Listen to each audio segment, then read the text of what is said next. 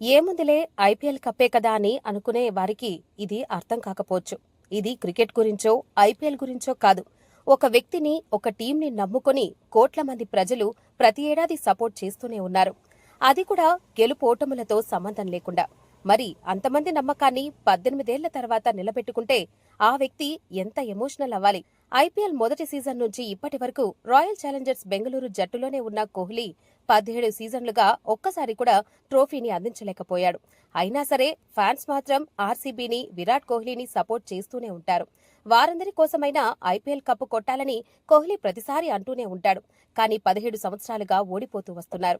కానీ కోహ్లీ ఇప్పుడు 17 సీజన్ల తర్వాత ఐపీఎల్ ట్రోఫీని గెలిచాడు. ఆర్సీబీ పంజాబ్ కింగ్స్ ను ఓడించి విజయం సాధించింది. మ్యాచ్ అనంతరం కోహ్లీ, ఆర్సీబీ ఫ్యాన్స్ తీవ్ర భావోద్వేగానికి లోనయ్యారు. ఫైనల్స్ లో పంజాబ్ కింగ్స్ జట్టును ఓడించి ట్రోఫీని ముద్దాడిన ఆర్సీబీ మ్యాచ్ గెలిచిన తరువాత విరాట్ కోహ్లీ ఒక్కసారిగా ఏడ్చేశాడు. ఇది చూసిన విరాట్ ఫ్యాన్స్ చాలా ఎమోషనల్ అయ్యారు. 18 ఏళ్లు గెలిచినా, ఓడినా ఒక జట్టునే సపోర్ట్ చేస్తూ వస్తున్న ఫ్యాన్స్ సైతం భావోద్వేగానికి లోనయ్యారు. విరాట్ కోహ్లీని ఓదార్చేందుకు మిగతా ప్లేయర్లంతా తన దగ్గరకు వచ్చినా కోహ్లీ ఎమోషన్స్ ను ఆపుకోలేకపోయాడు. కోహ్లీ భార్య అనుష్క శర్మ సైతం తన వద్దకు వచ్చి భావోద్వేగాన్ని పంచుకుంది. ఆర్సీబీకి ఉన్నంత పిచ్చి, ఫ్యాన్ ఫాలోయింగ్ మరే జట్టుకు ఉండదనడం అతిశయోక్తి కాదు. మిగతా జట్లకు ఉన్న ఆ టీమ్స్ ఎప్పుడో ఒకసారి టైటిల్ గెలిచే ఉంటుంది. కానీ ఇలా ఓడిపోతూ వస్తున్నా సపోర్ట్ చేయడం అనేది చాలా అరుదు.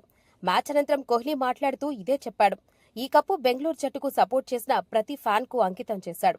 ఈ ఒక్క మాటతో స్టేడియం మొత్తం విరాట్ కోహ్లీ నామస్మరణతో మారుమ్రోగిపోయింది.